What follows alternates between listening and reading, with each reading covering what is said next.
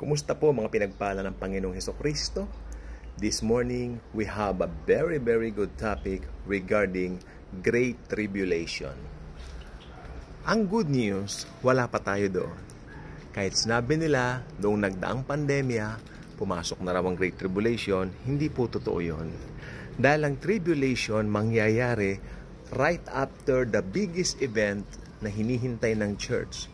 This will be the rapture of the church na ipinangako ni Jesus na mangyayari at tinitiyak ni Jesus na anytime ay magaganap. So, ang Panginoong Hesukristo napaka-specific po sa kanyang mga pangako po sa atin. At meron po siya mga iniwan na mga salita po sa atin regarding the Great Tribulation, kung ano po ang mangyayari sa mga panahon na ito. Okay? Tayo po ay mag-relax, tayo po ay maging kumpiyansa sa kanyang mga salita. Sapagkat ang kanyang mga salita po, ang tanging mapanghahawakan natin. Simulan po natin sa wikang Tagalog. Ay, wala po dito sa poimen ang Biblia ng mga pastor. Magandang balita, Biblia po yung salin. So, let's, anong tawag doon? Let's read. Ayan. Tingnan natin. Sapagkat sa mga araw na iyon, ang mga tao ay magdaranas ng matinding kapighatiang hindi pa nararanasan mula ng likhain ng sanlibutan hanggang sa ngayon at hindi na mararanasan pa kahit kailan. 22. At kung hindi pinaikli ng Diyos ang mga araw na iyon, walang taong maliligtas. Ngunit alang-alang sa mga hinirang, paiiklin ng Diyos ang mga araw na iyon. Ang bansang Israel po ang kanyang hinirang.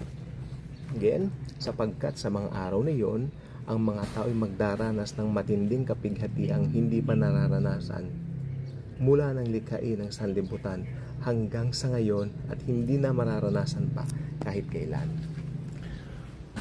Ilang beses kong sinasabi sa mga vlogs dito, sa mga videos natin dito, hindi po biro ang Great Tribulation. Hindi biro ang tribulation. Kaya kung sasabihin mong tribulation na ngayon, mistulang nagbibiro ka, kaibigan. Hindi po ganun katindi. Very specific ang Bible regarding a specific event or a specific time, okay, in the history of the world na mangyayari. 7 taon. Maliwanag din sa verse 22, sa binasa natin, kung ito'y hindi papaikliin, talagang mapapahamak po ang lahat. Pero for the sake of mga hinirang ang bansang Israel, tandaan nyo, ang Great Tribulation ay para sa Israel. Because ito po ang pinakasusi na magbubukas sa kanila para tanggapin nila si Jesus bilang kanilang Diyos at tagapagligtas. Okay? So, yes. If not for that, wala pong maliligtas na tao. No? Wala pong matitirang tao sa mundo. Sapagkat sabi niya, napakatindi po ng daranasin ng sanlibutan during the 7 years Great Tribulation, no? So ayan, nakita po natin, nagkaroon tayo ng tinatawag na idea, no? Sa Bible, pag mayroong binigay na specific event ang Panginoon, that is specific, that is true, that is truth. Walang false sa Panginoong Hesukristo. Sa Panginoong Hesukristo, kung anong binanggit ng aklat na ito, papangyarihin po niya. Nasa may isang Bible ko, pinatong ko pala doon. Okay. So, yes. Ngayon po, tingnan naman po natin sa wikang Ingles.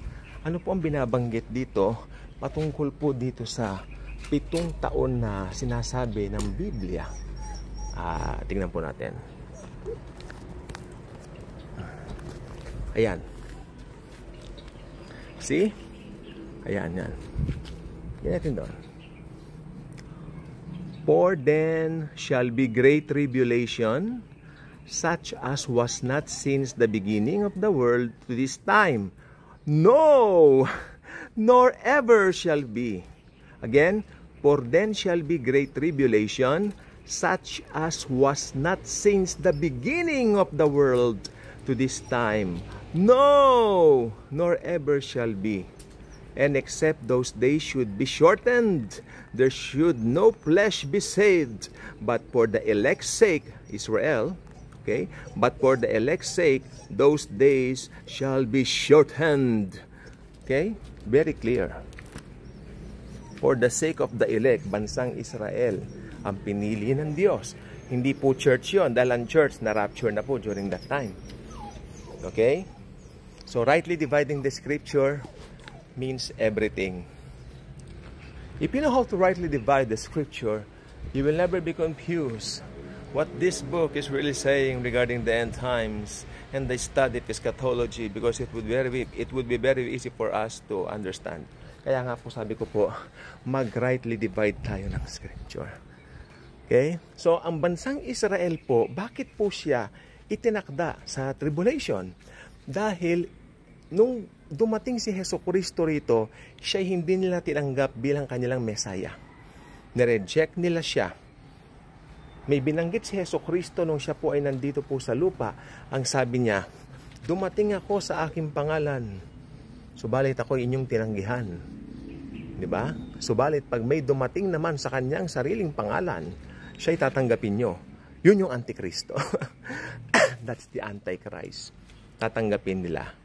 Kaya yung pagtanggap nila sa Antichrist, ito ay isang consequence ng kanilang kasalanan of rejecting their own Messiah.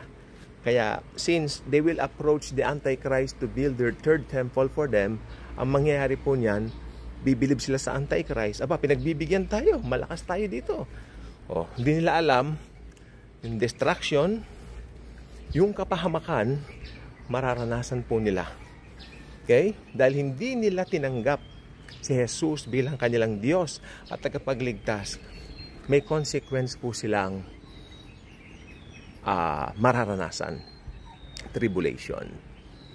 Okay? Matindi po yon. Pero alam niyo ang Diyos, nag-provide po ng kanilang tataguan. Ito po ay ang Petra.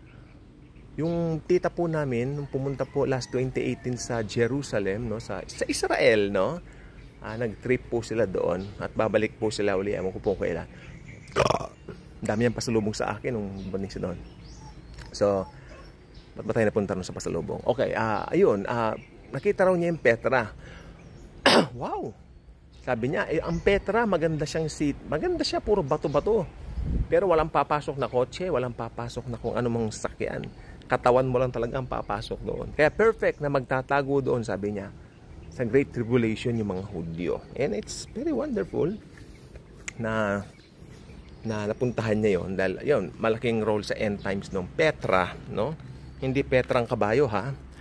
Yun, Petra po na pagtataguan ng mga Jews pagdating ng Great Tribulation. Kaya ayun po ang ano doon, mangyayari po diyan. So dito po sa ating mga pag-aaral na ganito, hindi po ito pananakot o hindi po nagbibigay ng mga negative na ng mga kung ano-ano sa inyo, kundi I'm just giving you the truths coming from the scriptures so that alam natin kung nasaan po tayo ngayon. Okay, nasaan po ba tayo ngayon? We are now in the church age. Nasa church age po tayo ngayon. At church age means, tawag dito, panahon ng biyaya. Grace period, no? Ibig sabihin, tanggapin mo lang si Jesus, maliligtas ka na. Pero, kapag ikaw ay tumanggi ngayon church age sa Kanya, impyerno ka pa rin pag namatay ka. Kaya nga, for God so loved the world that He gave His only begotten Son, whosoever believeth in Him will not perish, but will have eternal life. Church age, ang effectivity niyan, tanggapin si Jesus bilang personal mong Panginoon at personal mong tagapagligtas, maliligtas ka.